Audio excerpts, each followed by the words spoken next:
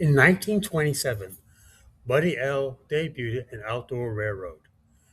This was, as with most Buddy L toys, large, heavy, and made for outdoor use. The trains were 3/8 inch scale and ran on two rail track that was 3¼ inch gauge. The track had heavy rolled steel rails welded to steel ties. A complete circle of track measured 25 feet in diameter.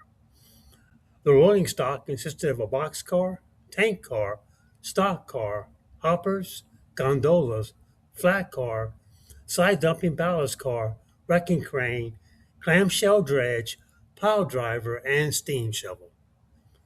And of course, to drive it all, a Pacific Type 462, highly detailed, non-powered locomotive, an 8-wheel tender, and at the end, a 19-inch red caboose. In later years, Buddy L toys became smaller and contained more plastic.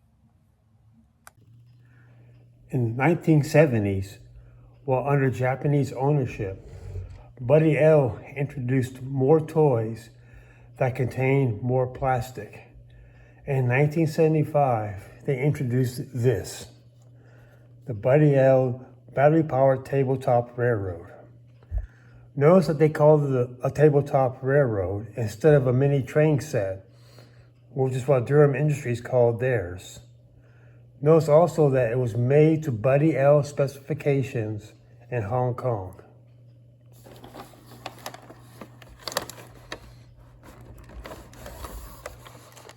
The engine inside, which is the front half of an Alco FA, is actually slightly different from the one found in Durham Industries sets.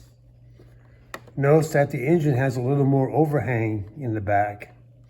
Also been screen painted or pad printed rather than just sticking a sticker on the side. The tank car and the caboose shells are also unique to this train set. And notice that it includes a re-railer track. The fact that they called it a tabletop railroad is interesting because it's very close to TT scale. This right here is what TT scale is like. That's how big TT scale is. And notice that this set is very close. TT scale stands for tabletop scale. But I believe that there's no, it's just a coincidence. There's no correlation between the two. Let's go ahead and open it now and see what it looks like.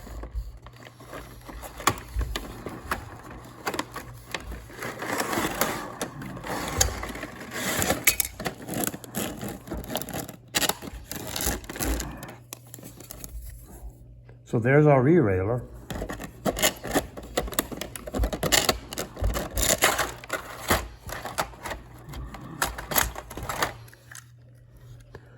Notice too that the trains have what look like couplers on them.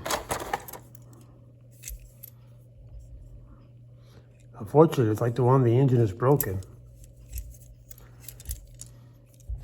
But it has actual couplers instead of the hook and loop found on the Durham Industries trains.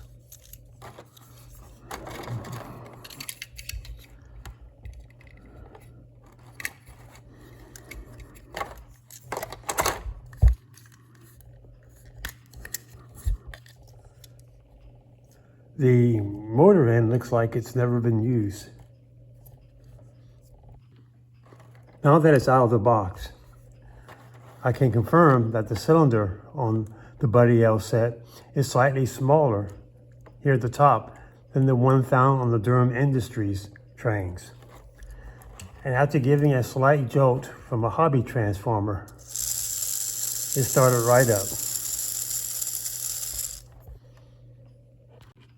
Here you can also see that the Alco FA body on the Buddy L set is indeed slightly longer than the ones found on the Durham set. I found the piece of coupler that was missing and I glued it back on. We'll see if it holds. Notice too that the engine has brass gears. You'll be able to see in a minute that it makes it more noisier than the nylon gears on the other trains. I found these couplers to be a lot harder to couple together than the hook and loop. So, in their efforts to make it more like a model railroad and less like a toy train, I think they also made it more difficult to use in some respects. I did find the re-railer useful though.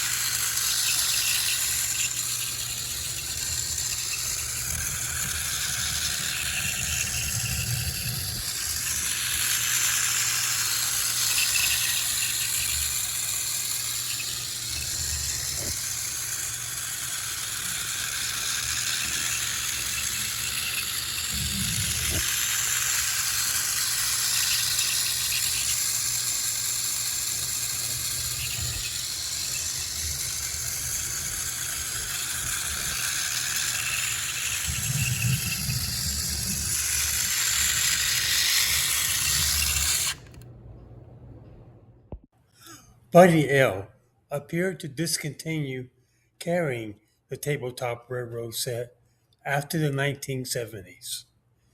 In the 1980s, this example is from 1983, it was sold under the Lido name, Lido, probably until Hong Kong production ended in about mid 1983.